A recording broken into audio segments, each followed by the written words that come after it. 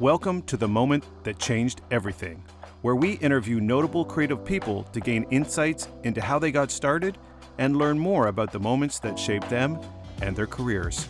Today, we sit down with Elma Karabegovic. It's giving the space to make mistakes. That's the only way you actually learn. If you're getting everything right, then it's like you're not learning, that's something you already know. Rather than sort of saying this is bad, it's just more of like giving us the space to fail. And failure is, I believe, everyone's best friend. That's how we learn, that's how we get better. Elma is currently an associate creative director at FCB in Toronto and has held senior creative positions at agencies such as Ogilvie and Mather and Juniper Park. In this episode, we learn about her move from war-torn Bosnia to Canada, what it's like to overcome being a new Canadian while getting a start in the ad biz, and how having an egalitarian attitude has served her well throughout her career. Honestly, she's a legit role model for anyone. Elma. Hi. Thanks for coming on the show. Thank I'm you. not going to say your last name because you freaked me out. You said say it with anger, and I can't say maybe not. Karabegovic. Karabegovic. I like. It's simple. It's simple. I know. I'm going to have to channel Dracula if I'm going to say it like you just did. Karabegovic. A little bit, actually. Pretty good. It's not bad. Well, it's not bad. We're not here to just talk about your name. Of course, we're here to talk about your career in advertising. We're going to cover a bunch of topics today. Not the least of which is, your role as a successful female art director in the world of advertising, which can be kind of a male-dominated zone, because I want to get your experience as it relates to that. And also, not just as a mentor for young women getting into this business, young men for that matter, so we're going to get into some of that. But I thought I'd start with, I know you went to OCAD for design, mm-hmm. But I also know you're not from here. So maybe we'll go even further back and kind of go, so where are you from? I'm from Bosnia. Bosnia? Yes. But Okay. it's a complicated background. It used to be former Yugoslavia. I was actually born in Macedonia, but the Macedonians don't want anything to do with me, really. So I'm Bosnian, but even they don't really want. So anyway, I'm Canadian now. Okay. And Macedonia, so Macedonia, I always pronounce it that way. Which But is it? You can pronounce it Macedonia. I can pronounce it the wrong way. That's the subtext of that, right? Yeah, I know that people get mad at other people for pronouncing, like Barcelona. It's like, you're not from there. You don't have to say that, Right. No, I call it Macedonia because I lived there, and it's just really strange for me to say Macedonia. Yeah, well, my only memory of that is that I had a very good friend who was Greek, and the Greeks and the Macedonians don't really get along. And his big thing was, he goes, they don't even have an alphabet. That was his big dig on Macedonia. What? Of course they have an alphabet. Do they? I don't know. I just believed him. That's how silly I am. Well, there are two. There's the Cyrillic and the Latin alphabet, and I know both. So yeah, they only have the Cyrillic in a way, the Greek Cyrillic. I know too. So right, there you go. So you clash with not only Serbians but also. No, I really don't want to clash with anybody, to be honest. But no, there's obviously I feel like, what did Vanya say? I know one Serbian, and he of course had some strong opinions and stuff, but we didn't talk about it that much. Oh no. But I know that there's some history. Listen, we're Balkan. We all have strong opinions about everything. Right. Honestly, you bring up milk, we're gonna have a strong opinion about it for sure. So no, but it's funny. There was a Greek cheese guy in Toronto that grabbed me by the throat because he was so mad. I don't think he meant it in a bad way, and I certainly was like, "What do you think you're doing?" There's to be quite totally honest. There's only one other way to grab someone's throat that isn't assault. No, but, you have to know the Balkans, though. I knew what he was trying to do and say, but if anybody was watching that, they would have called 911. But I was just kind of like, buddy, what do you think you're doing? Get your hand off my throat. But it was just over the fact that I was born in Macedonia, and he's Greek, and he's like, I own you, and I was like, no, you don't. Oh my God! Wow, and that's then a hell of a statement. of course, in the cheese emporium. Anyway. Well, I know that before we started recording, we talked a little bit about your career and stuff like that, and now you've noted that you have an approach that I'm sure it's like in everyday life, but it also spills into your career, which is that you shoot from the hip, and Yes. and you treat everyone the same, Yes. and so I guess what I'm asking is, when he grabbed your throat, did you say something incendiary, or he was No. just that type of person? I think he was that kind of Yeah. person. I mean, I think a lot of people, if you ask them, when we kind of converse, they would say, it's like, no, Elma definitely said something. No, I stood my ground and he stood his, and he never, I know, like, you have to know people's intent, right? You can't just jump at people's first reaction to something. You have to kind of look at their intent and know that there is no danger there.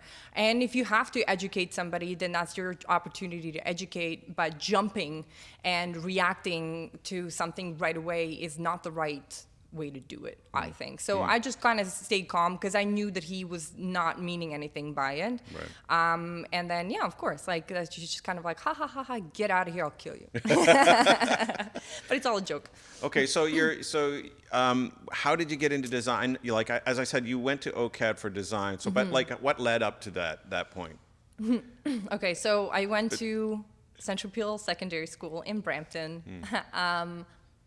But so I wanted to be a doctor or a lawyer. I had the grades for it, but then I had really bad vision. So then I was thinking, like, I know a lot of people look at being a lawyer as like, oh, it's like the fun part of going up in court and debating and all that kind of stuff. But the reality is you're actually reading a lot and really small text, and your life is just basically reading and stressing your eyes. And I had really bad eyesight at the time, so I was like, okay, well, practically this won't do.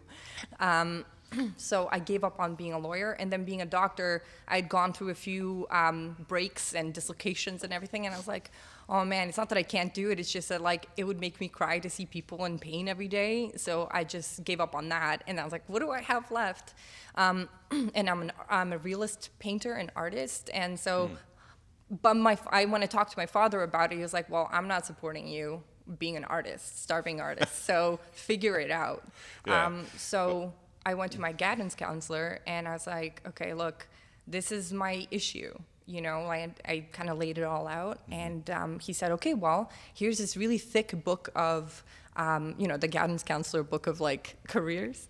And he gave it to me, and I was like, are you out of your mind? Like, I had to read Atlas Shrugged. Oh my God, don't ever do it. I had to, because I thought I could win a scholarship or something. That's another, like, thing. It's like, where can you win scholarships? But she gave me another book this thick, and I was like, no. So I opened the first page, and I literally went down, and I was like, advertising, I'll just do that. That's exactly how I chose it, because I Wow. was like, I'll figure it out. I just not going to go through this whole book. This is crazy. Well, it's interesting you bring it up. We had another guest on, Chris Hirsch, and he talked about the guidance counselor too, which I can't believe it has come up twice, actually, because I know when I was in high school and stuff, the guidance counselor just looked, I think for a period of time, I actually thought I would like to be a guidance counselor, not because I wanted to guide people, but because I wanted a job where no one expected anything of me. Because oh my gosh, if anyone's a guidance counselor and listening to that, that's a horrible thing to say. Funny. But I just felt like they were kind of non-existent in my academic career. But it's interesting that there's a book of jobs, and you just scanned the book of jobs and found this job. I barely scanned the book of Right, jobs. yeah. Advertising is what, like 10th down the line? I But just never thought about it. But you clearly had an interest in design Yes. and art. I wanted to do something with what I knew, right? Because at the end of the day, I knew I can fall back on that in some respect. I didn't want to be a painter because that's something I did for myself, and I didn't want that to become a job. But then when I saw art director, I was like, I knew something in advertising, but then when I saw art director and I went to OCAD, and even OCAD, like, I didn't have a fallback plan.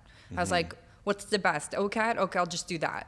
Like, and then I prepared a portfolio in very short amount. I think I prepared a portfolio in a week and a half.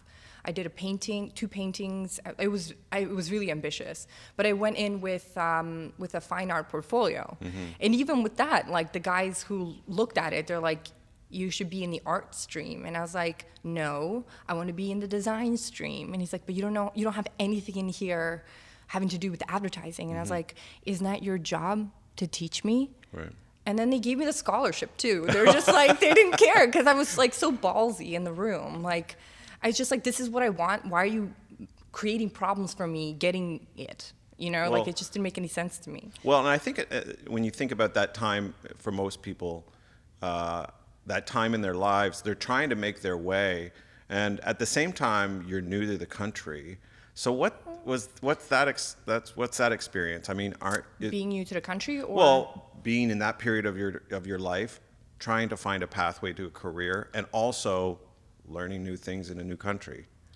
well, I mean, I was learning new things all the time. Like, you have to understand, I didn't know what was, like I didn't have a cultural background in North America, so I had to teach that myself. Like my parents were they had their own problems, right? They had to work and figure out that.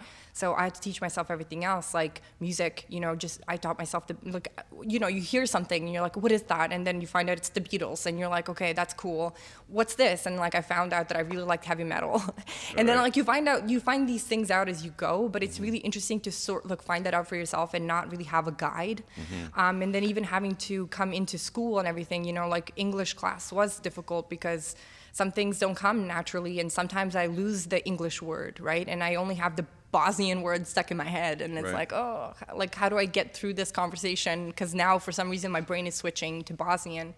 But it's just something that I think all immigrants have to go through, and it's hard, not just learning a language, but a lot of times, even in English, like slang is used more than the actual regular word. So there's a lot of issues there. Yeah, when you think about advertising and how much of it is cultural reference, so to not be entirely immersed in that and then still being able to operate in that arena, I mean, that adds a whole other wrinkle. It's kind of like learning, they say about learning a new language, you really know you have it when you can start to tell jokes. Yes. Right? And that's when you really kind of, if you've hit a stride, because so I guess in advertising with so many cultural references, that adds a whole other layer of difficulty. Did you find it, even in creating your portfolio, did you find that difficult?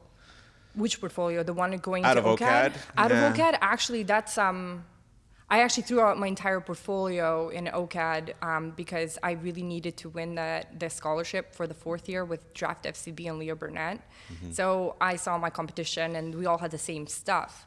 So in that respect, we actually were being guided by our instructors to be like, this is your brief, this is what you're gonna make, like these are your ads or whatever. But then if you're gonna win that scholarship, how are you gonna stand out from those people? So I threw all of that stuff out and I started looking at what's in the, like I got my hands on, like the Lurzer's archives and whatever. And then, there are patterns there. So I just picked up on that. And yeah, I won that. Like that's how I got into advertising, because I knew that I had no one to fall back on. I didn't have any connections. Here's this ESL woman who's, like really hot-headed and she knows art, but she doesn't know about much of anything else. So it's like, you have to figure out a way to stand out and how to make yourself valuable. You have to create value for yourself. And I knew from then on that it's like, I'm willing to throw everything away in order to stand out and win. And that's kind of how I started. So it's more about, for me, it was honestly just looking at patterns. Like, this is what other people are doing. Is it good? A little bit. It could be better. What can I do? Okay, I'm going to do that. Like it's about that. Like I think it's more of like the survival spirit of the immigrants. Yeah. Well, it sounds as though that would definitely inform how you approached your career. And were your parents, I mean, if you talk to your parents about maybe being a doctor and a lawyer, there's that cliche where it's like, oh yes, well, I'd love to support you in doing that. So when you did go down that path, was it like, when you say I had, I didn't have anybody to fall back on, is that a reference to your family? No. My family is honestly like, I think that's one of the reasons why I'm like, thank God. Yeah. So, hot-headed and everything, because I was allowed to be, and they support that aspect of me. I think it has actually more to do with, it's like, look, the reality is, Elma, you can't have everything, and we can only help you so much. So you have to be able to stand on your own 2 feet. What are you going to do? Right? And they were actually like, if even to be a doctor or a lawyer, for them, it actually makes no sense, because they would immediately say, well, hold on, how much school is that? No, do something else. Like, for them, it's like, how do you get more out of it than what you put in? So it makes sense, you know what I mean, for you to do that. Right. Yeah. But I mean, in terms of fall back on, it's like, if you don't have many people in advertising to get in with, it's really hard, you know, like in my friends, sorry, I keep interrupting. I feel like you want to say something. No. This is me. This is me. You know, not trying to interrupt what you're talking about because you know the underpinning of this show is that to show that younger creative people can get involved in the business, but that it's not always a straight line. And trying to bring guests on that have some diversity in terms of their experience. And it sounds as though, I mean, you have a great story as it relates to that experience. And we haven't even gotten to the point of talking about what it's like to start in this career as a woman and not seeing a lot of that. I mean, my experience was quite unique in that my first job in advertising, I was hired by Jane Pritchard. Jane Pritchard was an anomaly at the time, and she was the creative director at Y&R, but at the time, and I would say there was like almost 100. She was the creative director for like 100% of a male department, which is really rare. So, but my experience, I don't think is that common. I think it's more common that you are working under male CDs and higher ranking. So, what was that? What was it like for you coming out of OCAD and where was your first job? Where did you work? I worked at Draft FCB. Okay. I won the scholarship in my third year, so I did school full time, and I worked there. If you added up the hours, it was full time. So I was an intern there for a year, paid internship, which is rare. It was rare then, but then it was. And you're right, it was, excuse me, primarily male dominated. And there was one female creative director, but she had her own, like we never kind of crossed paths, like Mary, like she was amazing, was truly kind, wonderful woman, really talented. She's a writer, and but we never really crossed paths, like we never really worked together. But yeah, it was, the thing is, I think it's not that hard if you kind of, you're like, okay, I have to be a tomboy now, right? Like you kind of have to, the jokes that are being made, you kind of have to, you're in or you're out. And, even no matter how hard I tried in some respects, like sometimes I wasn't invited to things, they're Right. like, oh, it's just guys' night or something. It's like guys' night when there's like literally one girl left, and that's me, right? It's like, everyone's going for drinks. It's like, oh, we didn't think you're going to want to come because it's guys' night. It's like, okay, cool. Right. But I mean, it is what it is. And that was just kind of the reality at the time. Like it's no longer the case, and I'm thankful for that. Right. But even there's certain things. There's like now where like what I see young women wear to the office. If I wore anything like that, I would be called out right away. And it's like now I'm like I support it fully. Whatever they want to wear, however they want to express themselves. I never want them to feel that they can't wear something. But for me, it was a very different story. I mean, yeah, and I think it was something that I never had to deal with. But I had Jana Peck on the show fairly recently, and she talked about that because we actually worked in the same agency at the same time. It never really occurred to me, but she did, recall a time where, the creative director is walking down the hallway and he's high-fiving all the teams as he goes by. And then, of course, it gets to Jana and it's like, am I going to high-five this woman? And is that appropriate? Or I don't even think he even thought about it, but it was certainly something I didn't have to deal with. But a big part of, for young people who want to get involved in advertising and working in departments, of course, there's going to be that interpersonal thing. And there's going to be this, you want a sense of belonging. So that must have been completely, that must have been a whole other thing for you. Yeah, but I have my own methods of dealing with it. Not all of them are healthy. But and it is what it is. And I have to say, a lot has changed, and I've changed since I was a junior. I was way more fiery back then too, which is I guess why I didn't want it to bother me, right? So I developed like a really icy exterior and everything like that because you have to have self-preservation, and at any point somebody could say it's like, you know what, I don't like Elma, like get rid of her, and then what am I gonna do, right? Like you kind of have to find your place, and I think I found my place at Draft FCB before I left for London, but it ended up it honestly felt like a family. But yeah, now I'm just glad. You know what it is? I really don't want women to have to go through the things I went through. I kind of want to, wherever I work, I want to make sure that they feel like that's not even an issue. You know what I mean? Like them being a woman or not, I don't even want that to be an issue. That's so passé. You know what I mean? So yeah, I think that's really what it's about. Like, figure it out, but I'm hoping that you don't have to go through everything. Not like it wasn't awful, but it definitely doesn't feel the greatest to be the only Feel one like of anything. on the outside a little bit. Yeah, no matter who you are. Yeah. You know?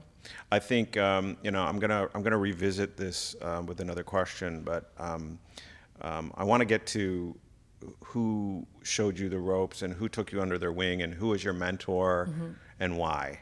Sure. It was so I got in when the recession hit, and so that was kind of even tough to get hired at that time. So I got hired by Draft FCB as junior art director, and it was tough for a little bit. I'm gonna get to your point. I'm just like preamble. So I just want to let people know it can really get tough, and they can be certain creative directors that don't see potential in you, and that was the case for me. There was a creative director that I worked under that just, it was not good. It was like it was bad. I'm not gonna get into it, but it was Right. yeah. Like, and then I think he was campaigning for me to get let go, and then my mentor Jeff. Who's currently my CCO. I went back to Draft FCB now, but he was my mentor, and him and Mark Fitzgerald took us under their wing, and they were like, no, like give them to us, and under them we flourished. And I guess if I'm gonna say one thing to young people is, you might not be as bad as you think you are. Maybe you don't have the right mentor. Maybe somebody doesn't really have your back. Like, don't fight to stay in a place that is treating you badly. Go find a place where you can flourish and make mistakes and not be yelled at for no reason or whatever, right? It's not important. That's not good enough, right? Right. You have to find something that's better. So under Jeff, Jeff and Mark, but really Jeff because he's the art director, he just really allowed us to make mistakes. And there's a lot of mistakes, right? Like, you have to go through it. And he always asked us for our thoughts, and he always asked us for our recos, and he challenged us whenever we kind of couldn't agree as partners, because that's your job, right? Like, you have to figure out what your rationale is and what you really want to sell. And oftentimes we would just kind of like say, Jeff, you figure it out. And then he'd be like, no, this is what your job is, figure it out, right? Yeah. So he was just an incredible leader, and now he's the CCO, and like rightly deserved. Obviously he's with Nancy, but like Jeff and I have such a history. He's really kind of like the mentor, the best mentor I could have asked for. Without him, I honestly don't know where I would be today. Right. Him and Mark as well. So that was really amazing, and now he's the reason I went back to FCB is because I felt I was lacking some leadership skills. It's one thing to be a really good creative, but it's another thing to be a leader, and they're very different. So I went back to FCB this second go around just so I can be around really good leaders and learn, fill in the gaps. Yeah, well, it's a good point that you've just made, because as you ascend in your career, you're going to be in those positions where you are then taking the reins and mentoring other young people, and that in the critique of creative is a much different skill set than it is to create work itself. And yet it's so important for you to self-critique as a young creative, because at the end of the day, you're going to have to sell the work, and you can't just sell it on subjectivity. You have to be able to sell it on the strategic reasons why the creative exists. Yes. So how has it been for you to make that transition from a creator to also someone who critiques work and helps younger teams? It depends on the project, really, but it's an adjustment, right? Because I know what I'm capable of, and I know where my like strengths and weaknesses lie.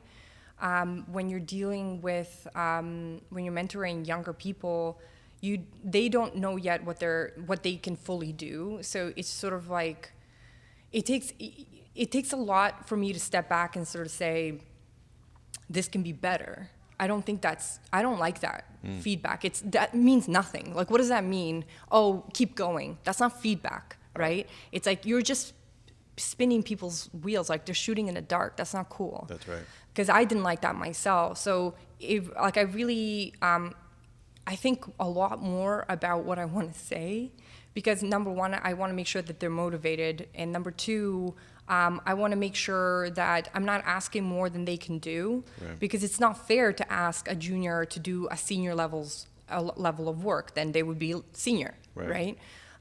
So I think it's in some ways it's easy to just be like, oh, you know what, this can be make this blue and make the headline bigger, and I think it'll really bring it together.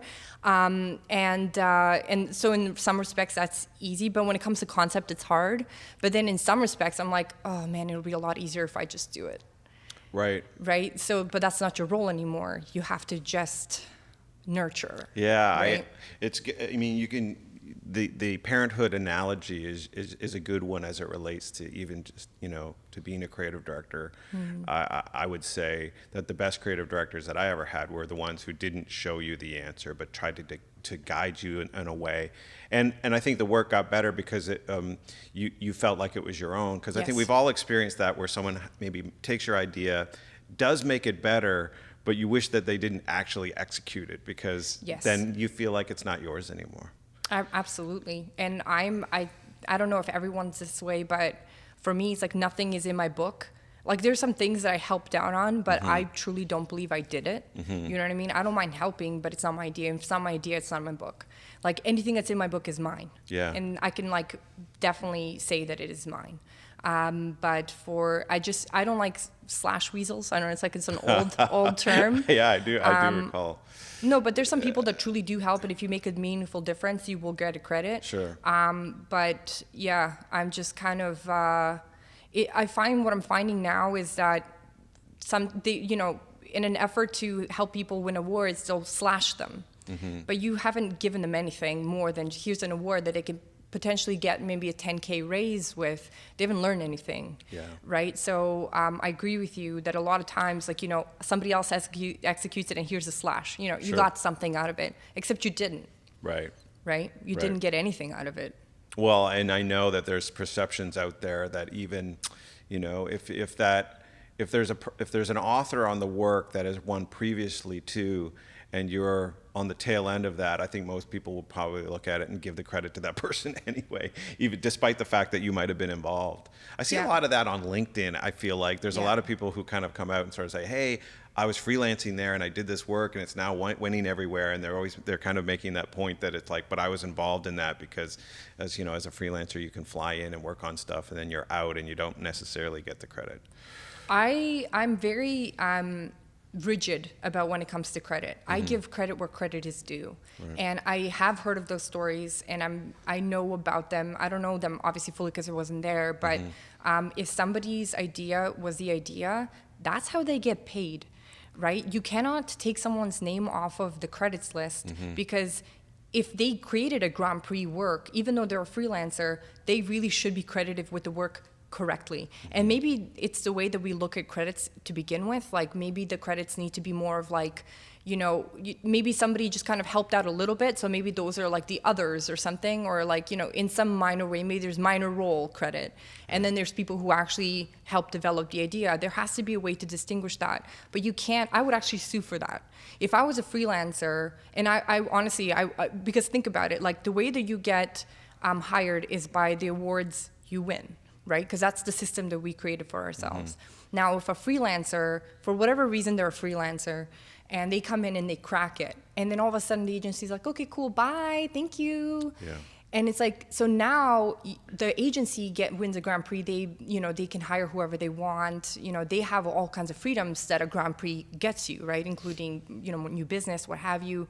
Well, now if the freelancer didn't get the credit for it, that freelancer, freelancers can't really be putting stuff in their book all the time. Oftentimes they're just in there to like do some quick emergency thing and they get out. Sure. So this is their opportunity to get something and sort of saying, I'm still relevant, because that's our industry, right? We're always sort of saying, oh, this guy's like a dinosaur. We're so easy to write people off that it's like, you cannot just like, this is somebody's ideas, like you're paying them for the idea, so credit him or her accordingly.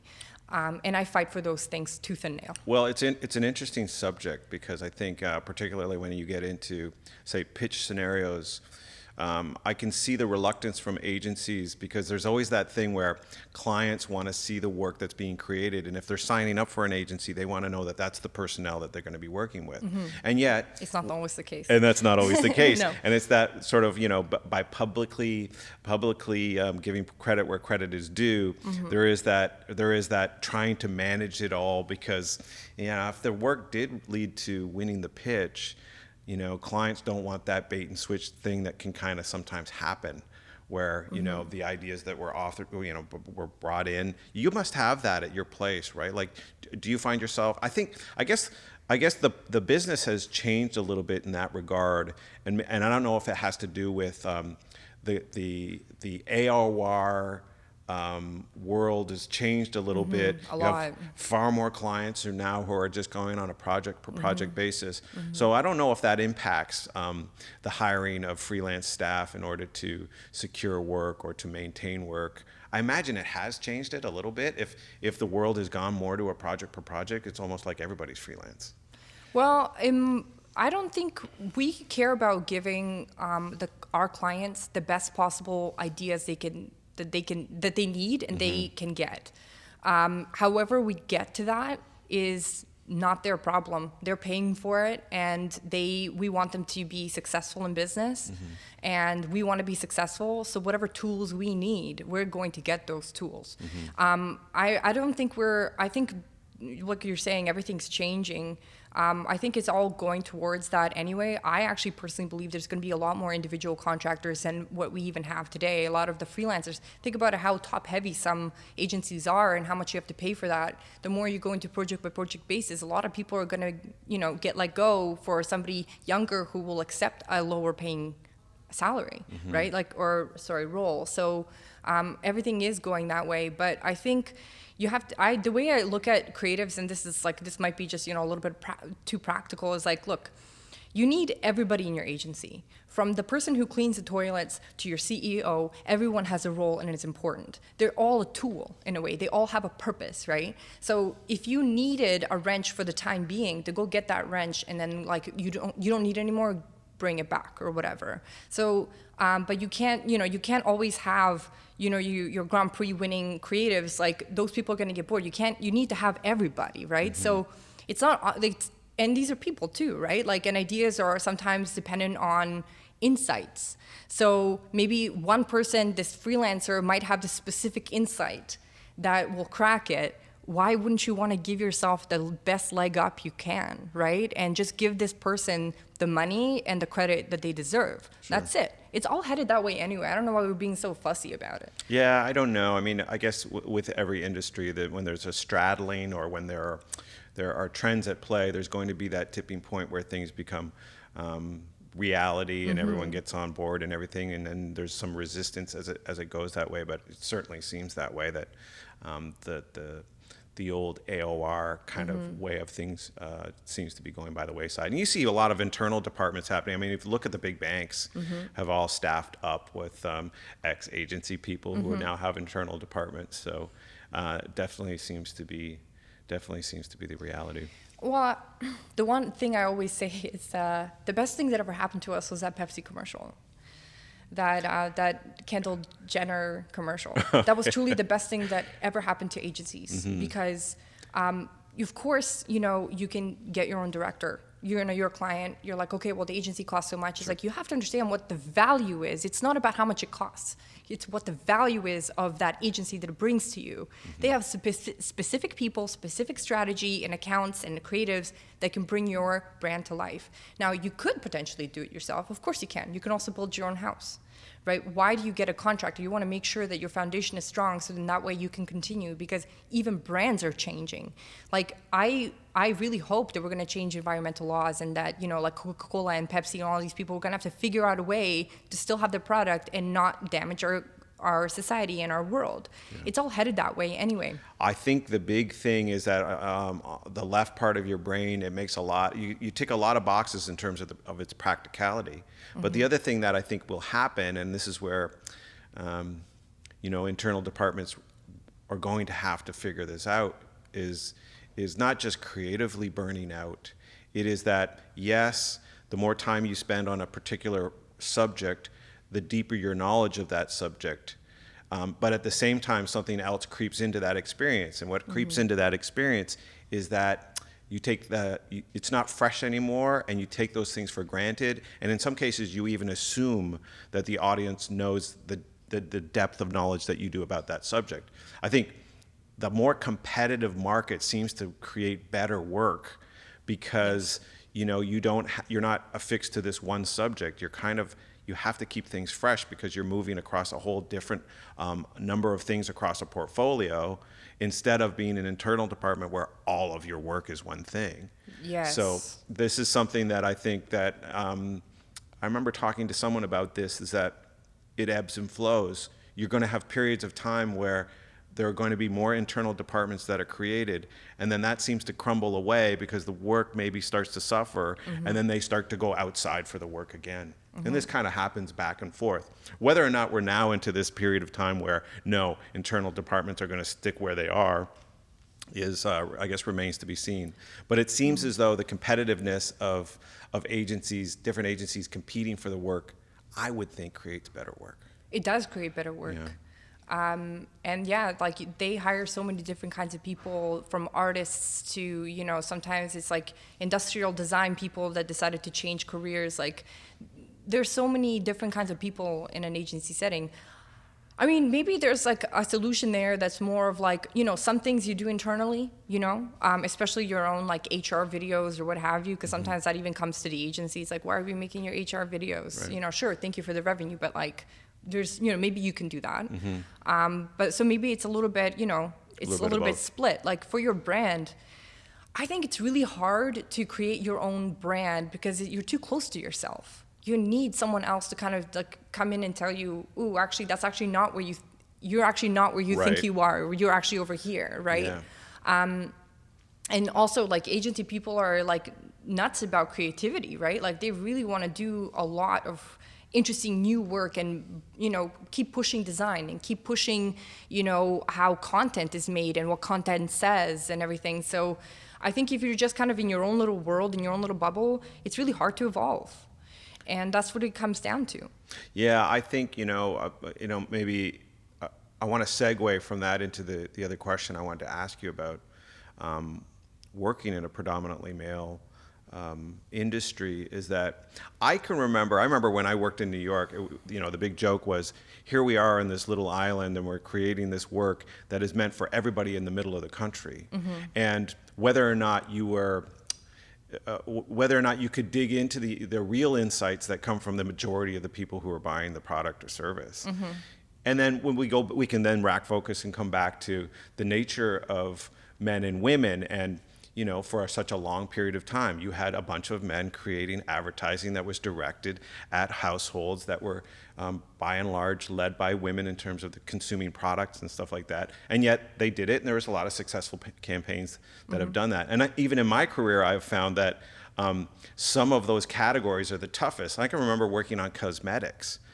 That was scary for me. I also had that trepidation of kind of going, I know I got to start with a deep insight or try to get to an insight, but I know so little about this subject. And of course, you do whatever people who create advertising do, is you go talk to people, you go talk to women, you listen to them, you take their verbatims, and then you try to get beyond that and get to the real insights. But now we have far more women in the industry, and I'm sure you're going to find yourself creating advertising that is the domain of men.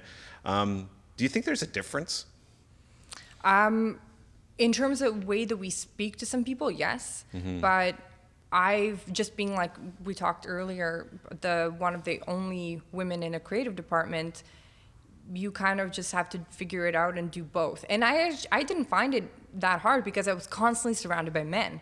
I know their jokes. I was a tomboy. Most of my close friends growing up were boys. I actually had trouble connecting with girls. And when you come into the advertising, it's so masculine. It's kind of easy to accept that persona and do something, whether it's automotive or sports or whatever. I actually still have a hard time with sports, just because it's like there's certain sports I really know, like basketball, and there's certain things like don't really know like hockey. Right. And I think something will come along. They'll be like, okay, Alma, this is the time you have to learn all about hockey.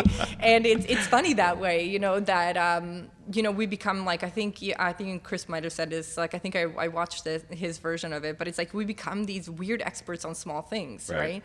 And I wouldn't say that I understand men fully, but for whatever I'm trying to do, whether it's like shaving cream or what have you, I will go into it so deep. Right. It's crazy. And what's crazy, I actually love reading the comments in all YouTube videos, and any comments on anything, no matter how horrible they are, I read them all, because people are giving you free information, right? Especially when we did the Project Consent campaign, it's like, how do people think? Okay, well, I read all of the comments, man, it was gross. I read them all, but it's like people are giving you free information, like anywhere you can take it to build an insight, take it. It's, you know, especially if it's free, right? You don't have to go around and research and what have you. But in terms of what I actually see happening now that there's more women in advertising, what I'm finding is that now we're getting pigeonholed into, it's like, okay, do we have a female creative team? Okay, cool. They can do that body wash for women. They could do whatever. So it's like the guys end up having, you know, some bigger, you know, big budgets to do a cool thing, and then women are like, okay, well, it's a beauty ad, right? So it's like, if you look at my portfolio, I have very little beauty, right? So it's like, it's not about, it's like, oh, I don't want to do it, I don't get it. I feel like it's a really big cop-out that I feel like male creatives are doing right now. Well, I don't really get it. It's like, no, that's your job. Yeah. Like, quite frankly, you're getting paid. It's not about who, like, me being a woman. It's like, yeah, I might be a woman, but I might not know anything about cosmetics. I might just be au naturel or something. I'm not. But but if you're getting paid to do a job, I don't care. Yeah. Honestly, quite frankly, I feel like we need to challenge our men to do the female campaign, because they might find a different insight that a woman would. Or maybe get two teams, one male, one female, and see where they both get to. It's important to get both perspectives and not just women talking to women. I don't see why men couldn't understand a woman's perspective. I think it's intertwined, and also it's your job, right? You have to understand everyone's point of view and not just your own. I think that that's an amazing point that you just made, and I think it's very true. I think you're right. It's too easy to sit back and say, well, I can't be that person, so how could I possibly create advertising or communicate to them on a level that would resonate? And you're right, it is part of the job, and you don't get to just, you know, take your, you know, fold up your toolbox and walk away. I experience the same things at agencies, even from a medium perspective. You know, there's some people who are like, I can't write radio. I don't, you know, it's like, but that's your job. You have to do that. Yeah. And if anything, it exposes a weakness that you should really kind of try to develop. And I would say, I guess, you know, even if we go back to the point of people being more contractor or assuming that position, it means that you're going to have a deep strength in the conceptual part, which of course we all know comes from the insight, from trying to get a nugget of an insight and then, you know, creatively expressing it. That's going to be your greatest asset. Absolutely. As it relates to being a contractor, because you are asked to wear many different hats as a contractor. Yes. So so that's really interesting. So when you said that your mentors took you on, I wanted to ask you this question: what do you think the fundamental thing? What was the fundamental difference between those two creative directors, the one that you connected with and the other, the Jeff that took you under his wing? What do you think the fundamental thing was going on there that you flourished under one and then you were hitting a logjam with the other? I think I know exactly what it is, because that's what I'm kind of hoping that creatives under me will do. It's giving the space to make mistakes. That's the only way you actually learn. If you're getting everything right, then it's like you're not learning. That's something you already know. And what Jeff and Mark allowed us to do was, you know, they gave us the time, first of all, and the space, and, you know, they would kind of not even say this is wrong. It's just that it's like, have you thought about it like this? Like, take a look back at the brief. This is kind of off brief, you know. They're always giving us reasons and strategies rather than sort of saying this is bad. It's just more of like giving us the space to fail. And failure is I believe everyone's best friend. That's how we learn, that's how we get better. And even getting fired was like, I think the most important thing a creative needs to go through. So you understand that it's like, you know, where your lines are and all this kind of thing. So like for Jeff and Mark, it was just that. And that's what I'm hoping to do for any creatives that come from under me. Like I'm just an associate creative director now, but you know, eventually, who knows, maybe I'll be a CCO, and I just want to give people the time. However, there's no more time.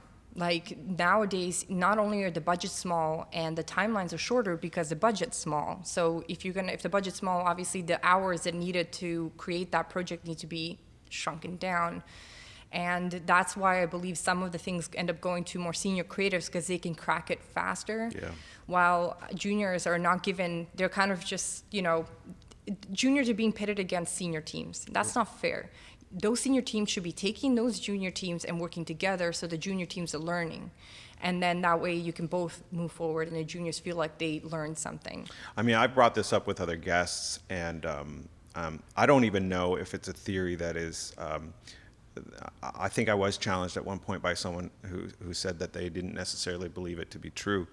From my perspective, and I haven't been in the agency side for a while, but my perspective has been that, you know, the middle has been blown out of creative departments. You have juniors coming in, and then you have the very senior guys who are putting out fires constantly, like you are, and the middle is gone. And what the middle served to do was to bring the bottom up, and that took time, and that's something, as you've mentioned, is getting shorter and shorter and shorter. And so a byproduct of that is, I think, is that maybe there's young creatives who aren't getting the time to develop the skill set of being highly conceptual, strategic in their ideas. And then what is going to happen in the future? Are you going to have this sort of wealth of young creatives who are missing this? And I think the other thing that I think compounds this is technology, because we can now create things that are almost fully realized, and in doing so we focus entirely on execution, and we're not really as focused on strategy. Would you agree with that? Or would you agree with the theory that the middle has been blown out, and then we have this sort of phenomenon happening where you're not getting to see mentorships in agencies? I think it's that one. I think the middle's being blown out, and it really is, you know, completely on the juniors' hands, because there are the intermediates, the middles, right, where they're, you know, they don't have that many years of experience, but they've got something really good going. They're getting it, right?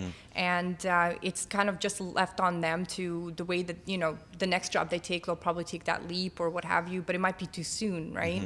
So I do agree with you. But in terms of technology, what's funny is the young people are so in tune with technology, but they don't have the strategy. So, you know, you have the older generations that are really good with strategy, don't know much about tech.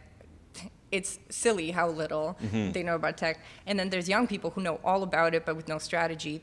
Like, I think it's really weird that we are not taking the steps to bridge those two worlds, because it's all in our own best interest for these young people who, and I think this is what's really strange, is like a lot of people will brush off juniors. What you're not remembering is that you're going to get pushed out of the business, and who's going to be your boss?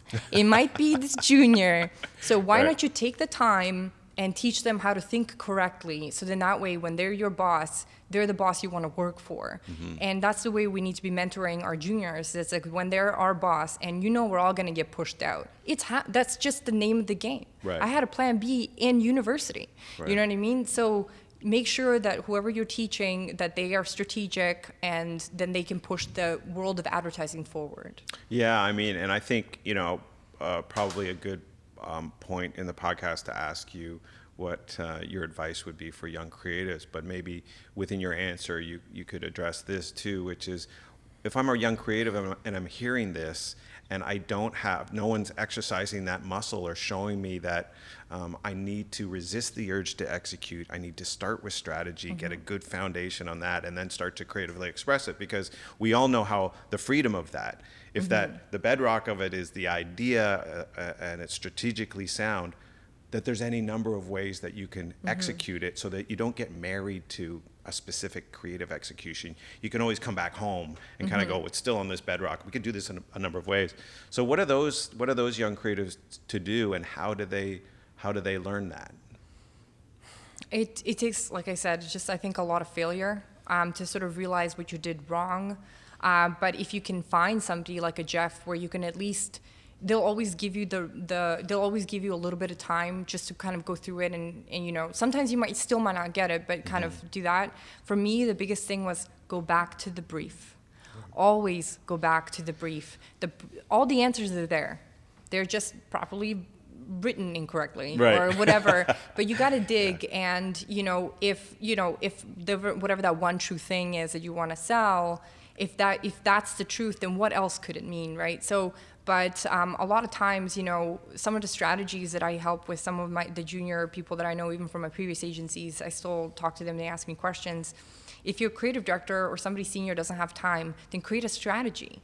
Then sort of say, okay, this is the brief. It could go 5 different ways that I can figure out. There may be more, but this is what you can do. Just play with your strengths. And then from then on, you just go, okay, so does this have any merit? Do I even like this one? Do I want to present this one? Is this one stupid? Get rid of the stupid one. Stop wasting the senior or creative director person's time. Go in with the ones that you're unsure about, and sort of say, okay, so this one's like probably the client will buy, but this one is pushing them a little bit out there. Here are both. What do you think? And have like yes, no answers really quickly, rather than having them figure it out for you, because they're not going to be able to do that, especially in a quick 10-minute meeting. Sure. So develop strategies. Find the person who you really care about their opinion, right? You see that they're intelligent and whatever, and then go in with a strategy of like, okay, I don't know what this person likes. Who knows? You can't read people's minds. But then be like, okay, there's this territory, this territory, this territory. Have a rationale of why they're there, and then go and sort of say, what do you think of this, right? And this is why I like them. What do you think? Yeah. Right? Like, have some strategies and fight for yourself. Don't just be like, well, I don't know. That's it. Right. Yeah. And maybe a part of that too is keeping creative directors honest too. Like if you're don't accept, well, I just don't like it cause. Oh, I hate that so much. And it is the worst. I I mean, hate it. I reserve that.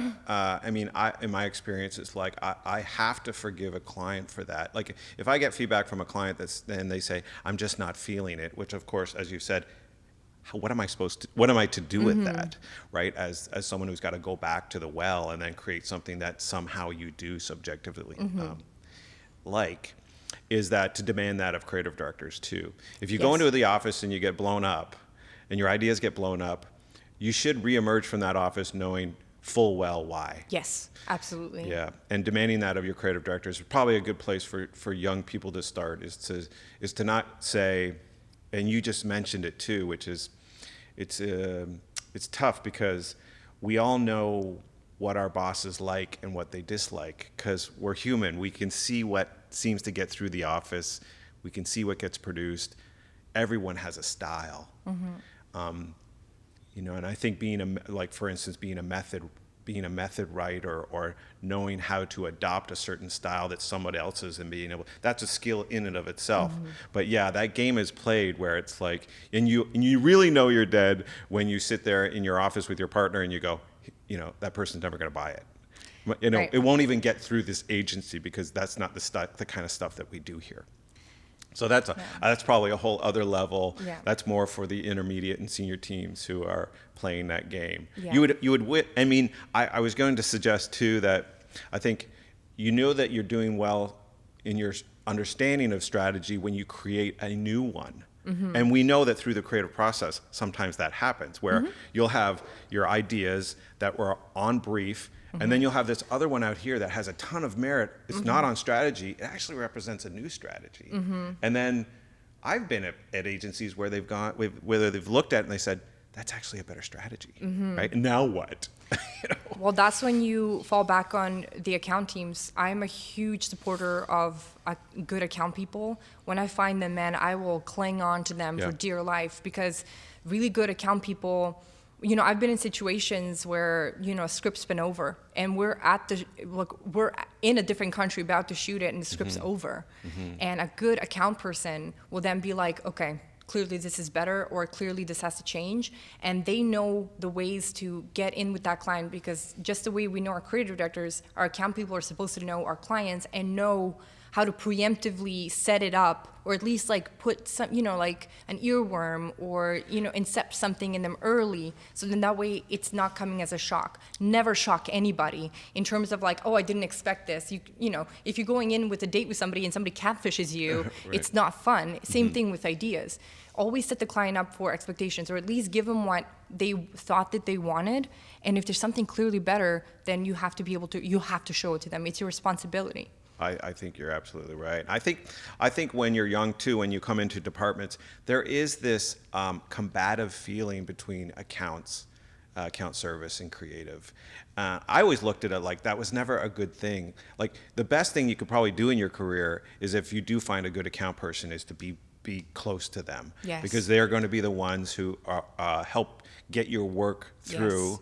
And you can really depend on that person. And I know a lot of creatives feel like, account people will jump to the other side of the table, where all of a sudden they're representing the concerns of the client in such a way that you almost feel like you're dealing with a client. And I know that can be tough, but that's definitely would have been, one of my pieces of advice is for a piece of advice for young creatives is if you find a good account person, be really good friends with them.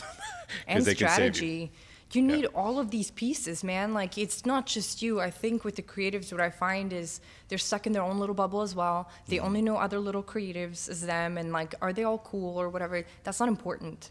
What's important is you need an entire army, right, to get your one idea done, right? It's getting harder and harder. Competition is getting harder and harder. You saying that I'm better than X person or whatever, it's like, that's not helpful.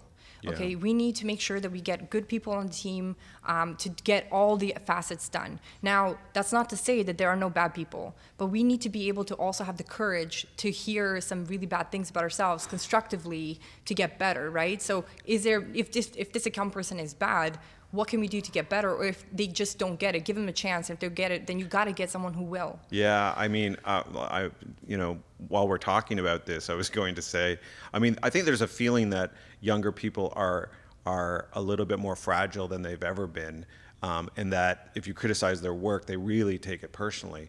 I talked to a creative director who said, he's been in meetings where he's criticized some work that was done, and it took him 2 days to get the person back into the office because they were so bent out of shape about it. I know that being constructive in terms of your criticism, you have a very tough cookie kind of mentality, I think, right? Yeah. Which is don't take it personally. If you're going to defend your work, you're defending it. That means it's going to be contentious. It could be a fight. But that not to be so crushed when you think something, when you fall in love with your work and you think that everyone's going to love it, and it turns out maybe nobody does. Well, I suffered greatly when I was a junior because I cried once in advertising, once. There's no crying in advertising. No, I came up with a full campaign. It was about to launch, and then the client and someone else pulled the plug last minute. And I spent 6 months doing it. 6 months of your life, nothing to show for it. Right. And it was more out of frustration, or just like, and then I promised myself after that I will never put that much heart and soul into something. Quite frankly, it's not a piece of art, it's communication, and someone's paying for it. Right. Check yourself. Right? It's about checking yourself. So in terms of don't get married to ads. That's not a good relationship. Right. You know what I mean? Get married to something that matters, right? But in terms of creative directors, the way to deliver feedback, I suffer from this still. My delivery apparently is really harsh sometimes and abrupt, where I don't mean it like that at all. I treat children with, I give them a lot of patience and whatever. As adults, it's like, yeah, you're an adult. I don't need to treat you like a child, but obviously everyone is different. And it takes some time to figure out what a junior creative can handle and what they can't, right? And you're being tested every day because our jobs are getting, like I said, the timelines are shorter and like the asks are crazier, so you're constantly being tested. But what I would say is have a support system.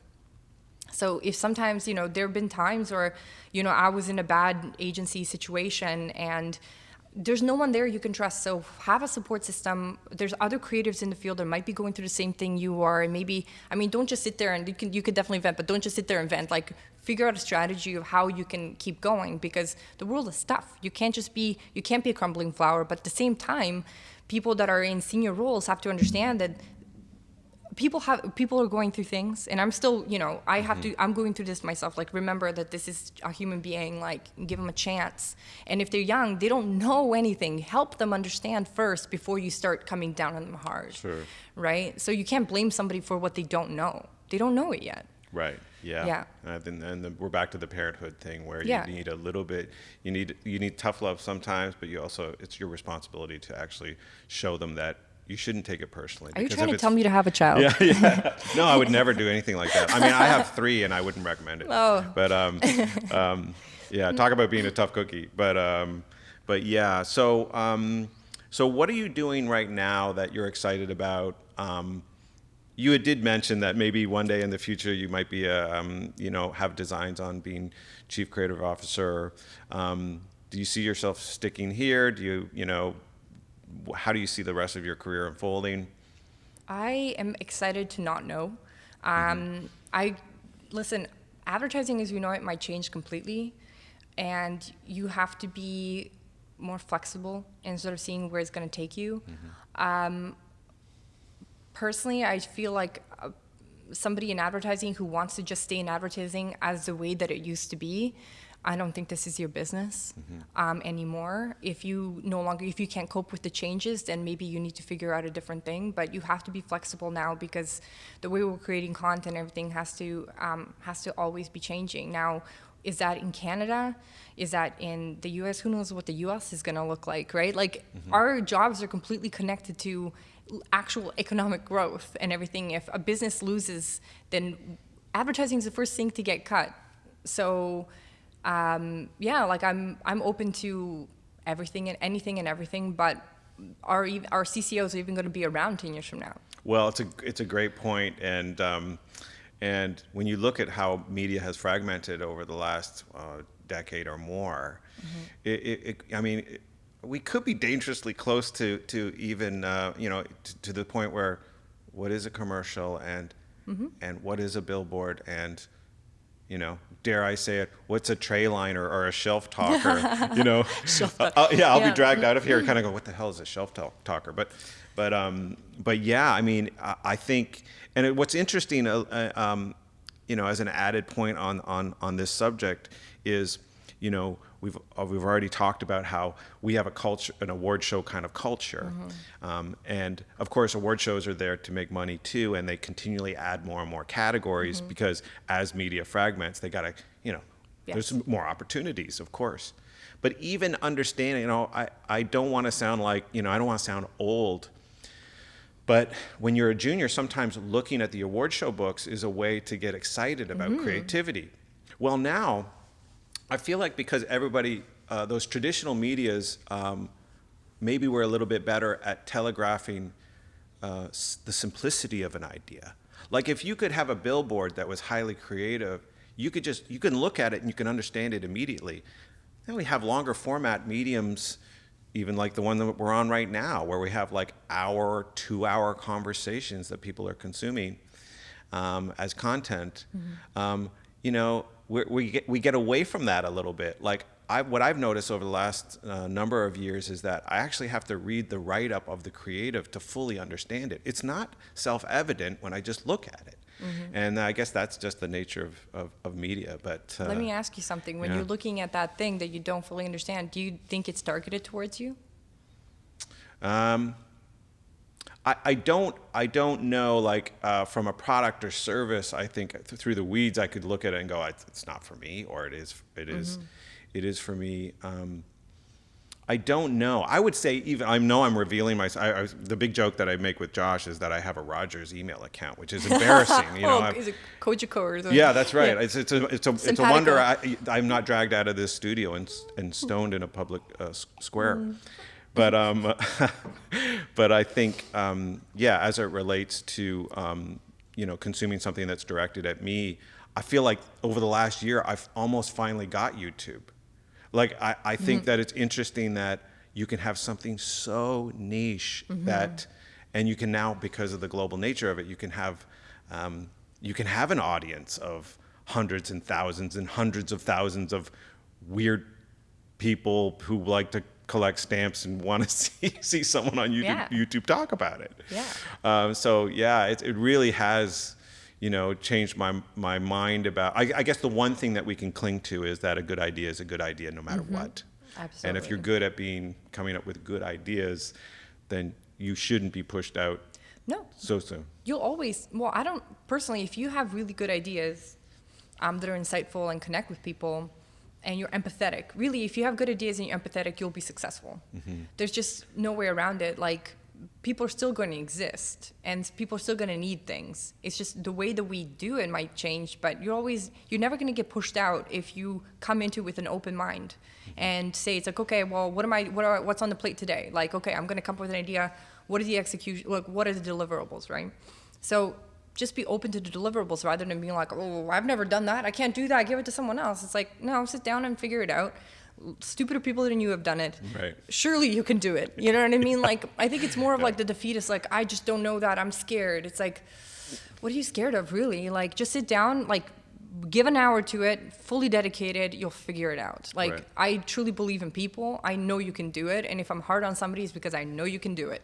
Like, you're in your own head. And I think what I'm finding, especially, like, I don't know if you guys heard what happened with the Leahs and stuff, but there's a lot of things, it's like older people saying, it's like, oh, the new next generation and whatever. It's like, dude, just give the next generation a chance. You're literally pushing yourself away from them. Why are you doing that? Right. You're gonna need them. They're gonna need you probably for something. It makes no sense to have this divide. And if you don't understand something, then make it your point to figure it out. If you don't understand the next generation, then sit down with them and see what's important to them. You know what I mean? Like, that's actually our job. And everyone seems to be clinging on to the past, or, excuse me, clinging on to the past or looking towards the future. It's like, the only thing you have is right now.